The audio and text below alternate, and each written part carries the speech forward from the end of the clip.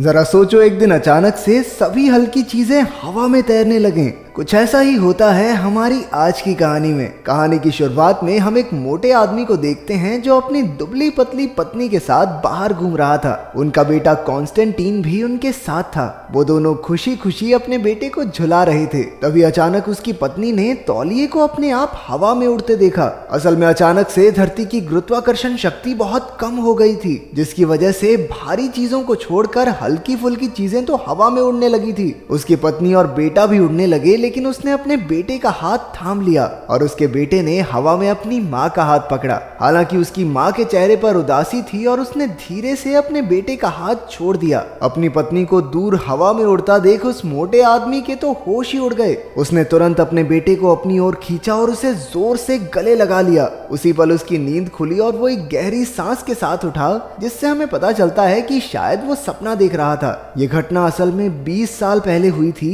जिसे कॉन्स्टेंटीन के पिता ने अपनी आंखों से देखा था। ऐसा क्यों हुआ था ये तो कोई नहीं जानता, लेकिन अब धरती की गुरुत्वाकर्षण शक्ति इतनी कमजोर हो गई थी कि अब 120 किलो से हल्की कोई भी चीज अपने आप हवा में उड़ने लगती थी। फिर हम देखते हैं कि आसमान में चांद की बनावट भी कुछ बिगड़ गई थी। कॉन्स्टेंटीन अपने पिता के साथ घर में बैठा खाना खा रहा था। चीजों को उड़ने से बचाने के लिए टेबल को दीवार से जोड़ा गया था और सभी घरों के अंदर एक ग्रेविटी मशीन लगाई गई थी, जिससे घर के अंदर की चीजें हवा में ना उड़ने लगे। टीवी पर एक आदमी बता रहा था कि आज पूर्णिमा की रात है, जिससे कि आम लोगों को काफी खतरा हो सकता है। उसी वक्त कॉन्स्टेंटीन और उसके पिता ने एक जोरदार धमाका सुना, जिससे वो दोनों काफी डर गए। जल्द ही थालियां और चम्मच हवा में उड़ने लगे। कॉन्स्टेंटीन ने टेबल को पकड़कर खुद को ऊपर उड़ने से रोका, लेकिन पूरी कोशिश करने के बाद भी उसका हाथ छूट गया और वो सीधा छत से जा लगा। कॉन्स्टेंटीन के पिता तुरंत ग्रेविटी मशीन को देखने गए। उसने एक बटन घुमाया और कॉन्स्टेंटीन से कहा कि वो मशीन को चालू करने वाला है,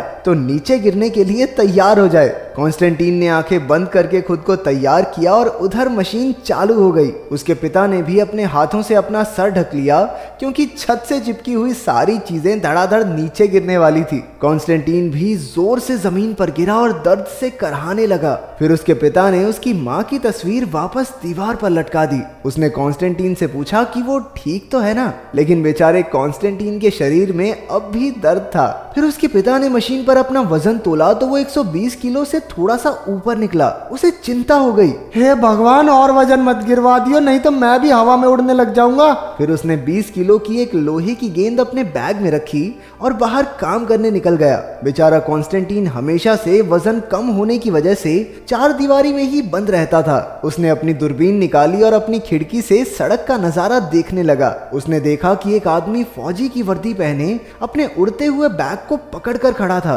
फिर उसने अपने पिता को दो मोटी औरतों से बात करते देखा। वो दोनों अपने कुत्तों को बाहर घुमाने लाई थी, लेकिन असल में तो कुत्ते हवा की सैर कर रहे थे। वैसे कुत्ते हगते भी चिड़ियों की तरह होंगे ना लोगों के सर के ऊपर। फिर उसने सामने वाले घर में एक औरत को ऊपर से एक बाजा नीचे खड़े आदमी के ऊपर फेंकते हुए देखा, लेकिन वो उड़कर फिर से उसके पास ही आ गया। सड़क पर खड़ी एक औरत दूसरी औरत से चुगली करने लगी, ये कॉन्स्टेंटीन का बाप एक नंबर का निठल्ला आदमी है। देखो ना, बेचारे बच्चे को गुलामों की तरह घर में बांध कर रखता है। एक रस्सी बांध के बेचारे बच्चे को बाहर घुमाने तो ला ही सकता है, बताओ क्या बड़ी बात है। उनकी बातों के बीच उनके उड़ते हुए कुत्ते हवा में और जोर जोर से भौंकने लगे। अब बेचारा कॉन्स्टेंटीन घर में रह रहकर थक चुका था। उसे गुस्सा आ रहा था कि वो बाकी मोटे लोगों की तरह बाहर नहीं जा सकता, इसलिए उसने घर में ही बाहर की जिंदगी के मजे उठाने का फैसला किया। उसने एक कैसेट चलाई जिसमें समुद्र की लहरों की आवाज थी। इसके बाद उसने एक छाता खोला और सोफे के ऊपर रख दिया। टीवी की लाइट सोफे की तरफ घुमाई और अपने सारे कपड़े उतार दिए। आखिर में उसने वो तकिए भी निकाल दिए जिन्हें वो दिन रात अपने शरीर से बांध कर रखता था,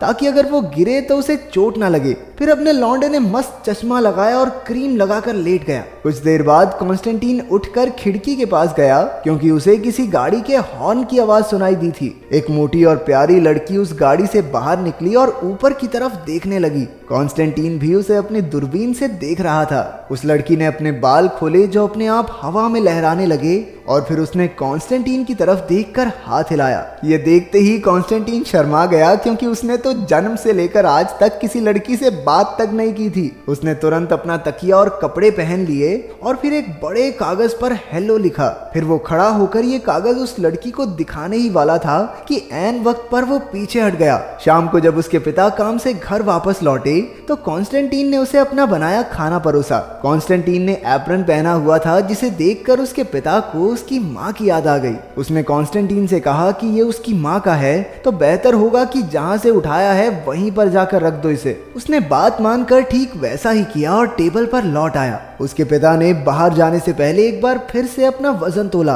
अब तो वो बिल्कुल ही 120 किलो के करीब पहुंच गया था। बाद में कॉन्स्टेंटीन ने दरवाजे के छेद से देखा कि उसके पिता घर से अब जा चुके थे। थोड़ी देर बाद उसे एक मैगजीन में एक कागज मिला जिस पर तंदुरुस्त तरीके से मोटे होने के तरीकों के बारे में लिखा था। वो एक बर्गर की एड थी जिसके मुताबिक उसे खाकर इंसान आसानी से 120 किलो का हो सकता है। ये देखकर कॉन्स्टेंटीन ने कई सारे बर्गर्स मंगवा लिए और उन्हें खाने लगा। खाने के बाद उसने वजन तोला जो अब 60 किलो के पार हो गया था। ये देखकर वो काफी खुश हुआ। अचानक उसे फिर से बाहर गाड़ी के हॉर्न की आवाज आई। उसने तुरंत एक कागज पर अपना नाम लिखा। जैसे ही उसके सपनों की मलिका गाड़ी से बाहर निकली, कॉन्स्टेंटीन ने वो कागज खिड़की से दिखा दिया। उस लड़की ने कागज देखकर फिर से कॉन्स्टेंटीन की तरफ हाथ हिला दिया। इस हसीन पल को जीने के बाद कॉन्स्टेंटीन फिर से अपने बचे हुए बर्गर्स को खत्म करने में जुट गया। अब उन्हें निकलने में उसे काफी दिक्कत हो रही थी, लेकिन उसने हार नहीं मानी। उसने धक्के से अपने मुंह में बर्गर्स ठूस लिए और खाना खत्म किया।